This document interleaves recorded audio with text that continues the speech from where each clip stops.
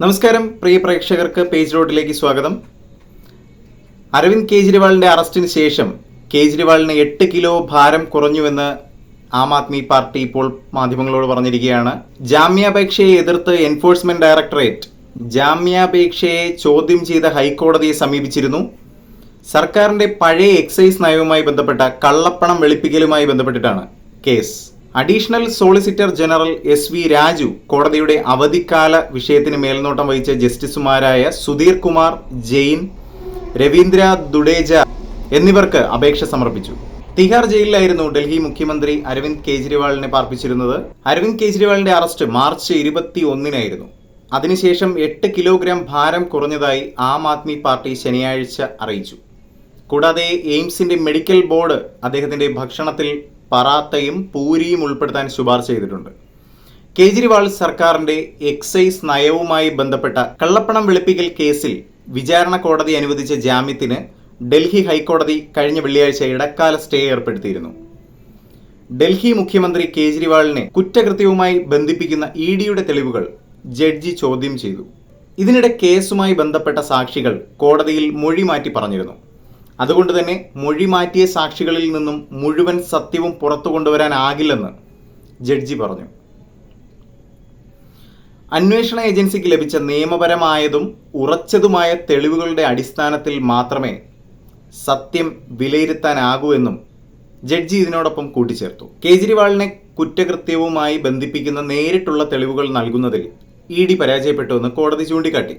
എന്നിരുന്നാലും മുഖ്യമന്ത്രിയുടെ വലയത്തിലുള്ള ചിലരെങ്കിലും ഇതിൽ ഉൾപ്പെട്ടേക്കാമെന്നും കോടതി ഇതിനോടൊപ്പം ചേർത്തു. അന്വേഷണ സമയത്ത് കണ്ടെത്തിയ 40 കോടി രൂപയും വിനോദ് ചൗഹാനിൽ നിന്നും 1 കോടി രൂപയും എങ്ങനെ കുറ്റകൃത്യവുമായി ബന്ധപ്പെട്ടതാകുന്നു എന്നതിന് EDക്ക് കൃത്യമായ മറുപടി ഉണ്ടായിരുന്നില്ല. ഈ ഒരു കാര്യവും കോടതിയുടെ ശ്രദ്ധയിൽപ്പെട്ടിട്ടുണ്ട്. മുഴുവൻ തുകയും തിരികെ കിട്ടുന്നതുവരെ കൃത്യമായ തെളിവുകളില്ലാതെ എത്ര നാൾ കേജ്രിവാൾ കസ്റ്റഡിയിൽ തുടരണമെന്നും ജഡ്ജി ചോദ്യം ചെയ്തു. കള്ളപ്പണം വെളുപ്പിക്കൽ കേസിൽ മുഖ്യമന്ത്രി അരവിന്ദ് കെജ്രിവാളിന് വ്യാഴാഴ്ചയാണ് സിറ്റി കോടതി ജാമ്യം അനുവദിച്ചത്. എന്നാൽ എൻഫോഴ്സ്മെന്റ് ഡയറക്ടറേറ്റിന്റെ അപ്പീലിനെ തുടർന്ന് ഡൽഹി ഹൈക്കോടതി ബെഞ്ച് വെള്ളിയാഴ്ച ജാമ്യ ഉത്തരവ് സ്റ്റേ ചെയ്യുകയായിരുന്നു. കോടതി വിധി മാനിക്കാൻ ആം ആദ്മി പാർട്ടി പഠിക്കണം.